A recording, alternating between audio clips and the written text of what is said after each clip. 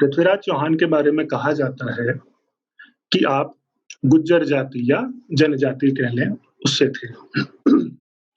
कथन का आधार है एक और कथन कि जिसे हम आज गुजरात नाम से जानते हैं, वहाँ और उससे उसके आसपास का जो क्षेत्र है, मूलतः उत्तरी गुजरात और दक्षिणी राजस्थान के आसपास का क्षेत्र, वहाँ अ, पहले एक गुज्जर जनजाति थी जिसका वर्चस्व था और चौहान वंश उन्हीं में से निकला है।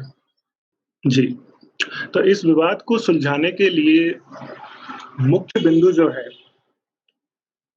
वो है गुर्जर शब्द जिससे गुजरात नाम पड़ा। अब इसकी विवेचना जाति सूचक है या स्थान सूचक है, सारा खेल वहीं होता है। दावा ये किया जाता है कि गुज्जर जाति जनजाति के नाम पर ही स्थान का नाम गुर्जर देश इत्यादि पड़ा है। अब यहाँ बाईं ओर साक्ष्य है और दाईं ओर उसका स्पष्टीकरण या अर्थ दिया गया है। तो सबसे पहले पृथ्वीराज चौहान के जीवन काल में जो एक ग्रंथ बनना आरंभ हो चुका था, पृथ्वीराज विजय, उसके छठे सर्ग का श्लोक है। इस ग्रंथ के जो लेखक थे, ये कश्मीर से आए एक विद्वान पंडित थे, उनका नाम जयानक था।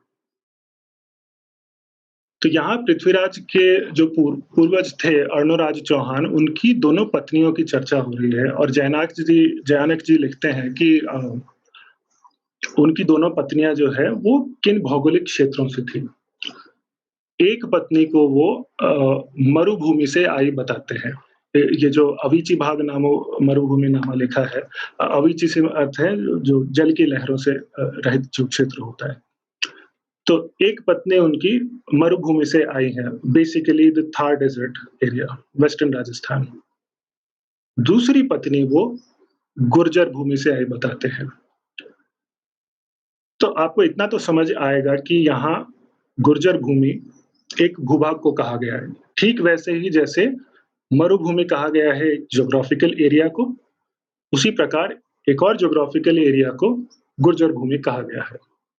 तो यहाँ सबसे पहले चीनी यात्री युआन च्वांग, इन्होंने 630 से 44 ईस्वी तक की अवधि में भारत यात्रा की थी। तो उन्होंने जो कुछ लिखा उसका ही अंश है। तो ये घूमते-घामते गुर्जर देश में भीनमाल नामक एक स्थान पर भी गए थे और वो लिखते हैं कि गुर्जर देश का राजा युवा और जन्म से क्षत्रिय है। तो ये थे कुछ साक्ष्य पृथ्वीराज की वंशोत्पत्ति से जुड़ा, जो जबरदस्ती का बचकाना विवाद कहूँगा मैं इसे, उस पर।